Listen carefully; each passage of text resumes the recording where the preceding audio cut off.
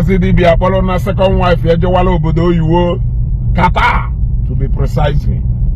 Ọ kpọrọ na second wife ya jewala Qatar on a honeymoon holiday. Ịghọtago? Nọrụsie ebe ahụ with sense. Ka ndị mmadụ gara isi kedu ife iji wee kpọrọ nwunye ujewe Qatar without agahụ na all the beautiful sites enwere na Southeast. Ọ nọrụzie ebe a na-ajụzi ụmụ okoko ụmụ okpo ndị followers ya. Please, I have taken my second wife for holiday outside Africa.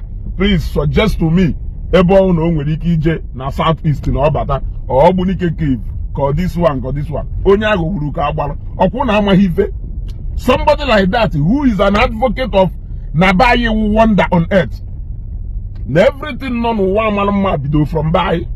Na ndị Igbo wu original people, na ndị Igbo nwere ife niile. O nwerozi ebe ọ fụrụ na ana Igbo. O nwerozi ebe ọ fụrụ na the whole southeastern state. Ọ ya kpọrọ nwunye jee honeymoon. Just to lead by example, by showing other people that na o nwere ife ndị ọcha nwere anyị nwere ohia. Ọ kpọrọ nwunye jewe obodo ndị ya na ya na battle for knowledge. No ka ha wee mara ife, no ka ha dị intelligent. Twisting every history upside down just to make ndị Igbo to look superior than every other people. Ọkwango uwe okpo. Why na ọ ya eburu ụzọ jecha na all the historical sites enwelu kpọrọ nwunye je kụziere ife niile aka nwunye mara ya. Ịghọtago? Ọkpọrọ nwunye jewe Qatar, jewe na pyramid kpagharịba na historical site dị na Qatar. Kedu ife o ji eme? Ịgwa m ife o ji eme? Something that is not within your origin. Kedu ife ji eme? Ndị agha uru ka agbara eblemuru m akwa je make we noise na social media. Onye nke a ọ na-ele oki ifuru ife ọ na-efegharị nna fegharị ma o ndị make onwe ha tuzuru ibe ha isi China bata ijewe ebe a tọọ ụwa wofu mbịa o opportunity inwere owu this one utilize it very well before anya ha na-efo ịghara na ha nafe libe ha o kpagharịba. Who are the people in Qatar? Bagariba Nam, Mebe Travel, Encyclopedia of Knowledge, Log Reading, Etymology, Igbonology, Etymology of the word, the cassava, Nyaki generation na Qatar. What say all they want? Onye agụ gburu ka agbalo. Ịghọtago? Onye mo onwe ya iberibe. Ewolie wee siri nni aja. Ịghọtara? Mugu no go finish. Ọ mugulie. Mumu no go finish. Erie ndeba, erie ndeba, erie ndeba, erie ndeba, erie ndeba, erie ndeba, erie ndeba, erie ndeba. Ribefa. Ekpo second wife ujewe holiday na Qatar. Man every day ka ị na-agwa ndị baye ife more than 1,000 things. Anyị ji wee ka ndị ọcha mma. Baye ji wee ka be ndị ọcha mma. Every day ka ị na-agwa ndị baye. He reach for you to take your when you should be bringing your wife and your kids home, you are busy taking them. Into a kai yesino kata one day, you relocate you obodo oyiwo. You gotta go. Into a kai yesu we no kata one day, you relocate ye obodo oyiwo. Ayafuzigu osie tu aga. Manande ba ya amahive. So liwe ha. Oh, neno di post eba. Osele kerie. Mpagare ka nwogburu na mpagare lo onwe sinsi. As I have taken my first wife, not second wife, as I have taken my first wife, Lolo, to a very short summer vacation outside Africa. Ochohi Bobodo wo ode outside Africa, go away confused, don't confused. As I have taken my first wife, Lolo, to a very short summer vacation outside Africa, I also intend to take her to indigenous vacations to visit several wonders in Igbo land, including Obunike Cave, Ahum Waterfall, Ebonyi Salt Lake, Ledger Iron Smelting Site, Owele Zukara Cave. Please suggest possible site we can visit for home tourism coming weeks. Meanwhile, polygamy is not for the weak. Tell me why you choose outside Africa first before governor any site na Igbo. Yeah? Tell me indigenous vacation supposed to be first. Because that is what your message signifies. That we should discover who we are. That this is who we are. That we should stop this dependent on Ndosha. Ordinary holiday, you cannot take your wife on vacation to Ala Igbo. To different places, if you buy a wapu jewo obodo iwo, onye ya agwono. But he refused to. Since him and why do you keep always repeating Noria Doreo, Noria Naria, Noria Naria, even condemning us? Why you cannot do the same? In less than 3 months, you have traveled to China, traveled to Ebe, Fegari Ebenine, J Dubai, J Gono. What are you going to those places to go and do? Kerifina Bagari, no Budonina, Hena say, na knowledge be in Africa here. Civilization started in Africa here. In Igbo here. Igbo land is the original ancestral home of Ndo Wanine. Igbo people are the original people known at this world before Ndo Zobidobe. Everything started with us Ndibo. Yet when you find where you still rush out. In what they keep on Newi. The industrial city of Newi, the Japan of Africa, the home of Ikembo the Megbojuku.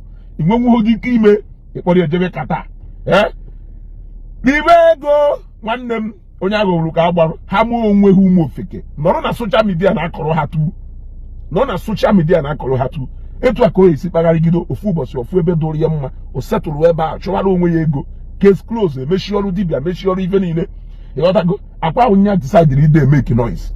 You know that. Are you getting the point now? Onya kanji agwa. Knowledge onwe even me is a waste. When I listen to Ihede, when I listen to Mazzi Dibia, that knowledge is a waste. It cannot be applied anywhere. Telling me the etymology of the word come and the etymology of the word culture, etymology of the word religion, etymology of the can even GMA, can it produce a casket? Can it make me to produce this aqua? Can it make me to change from Nchosi is Fefe?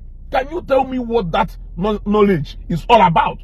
We know who invented car. We know who invented every single thing in life. And the one called invented. So, what is the essence of the knowledge you have, but you cannot use it? Even in this present day science and technology, there is still less you can do. You can go on social media. But people you are preaching to are doing wonders out there. Bringing pharmaceutical industries and factories back home here. Bringing car manufacturing plant back home here. Bringing plant house and other kitchenware. Look at what Abutes is doing in Nigeria here. As only Igbo. Look at all of them. Doing metal fabrication. Bagaria ni mo with ifuma gate. Umunna Rochester gate. Ichena import gate ya import. Kirifa ya dalo. If furniture. Umunna Rochester furniture here. Ado yenuni. Ichena foreign. Ichena aturiyato. A lot of things in the buy. We are almost going local in all of them. They are bringing that technology back home and putting our people and aluminium industrials. Can you tell me even the Igbo need that message in Mazzi Dibia in particular? And I am going dog. You need he justify. You maybe say it's Jebe Dibia, Kolaka, Anna Jebe Dibia, I assume JK Pota. No, it's GJ. You don't need anybody to come and tell you, no. You do what you want to do. But tell me that knowledge. Can you listen to Mazzi Dibia from number 1A to 10 and tell me, can you fit that if any about who you are as Onibo? Can you tell me where it has anything to do? What is it you have not discovered about yourself as Onibo? Is it our strength as Igbo people?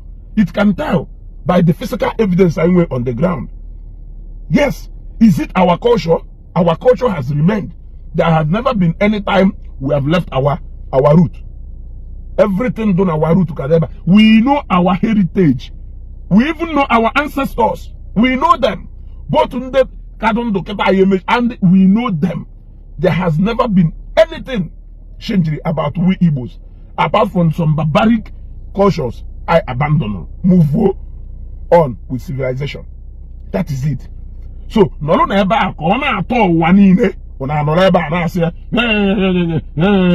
ike na-agwụkụzi nwoke ime program kịta ike na-agwụkụzi nwoke ime program ịghọtago nwoke na-atagodo o change system of akwa everything about him echenjigo ọ tụfugo nkwa moto ahụ ọ na-agba mbụ kịta ọ na-agbasi venza ịghọtago mgbe ya eze it is allowed ịghọtago it is allowed. He will be feeding out of your ignorance mgbe ihe emecha mara ife ọ dịgo late ọ kpọrọ na nwunye yo jebe Qatar o fegara ya na China jee Dubai jee ebe nwanne jebe ọ kpọrọ na nwunye kịta megono jewala Qatar.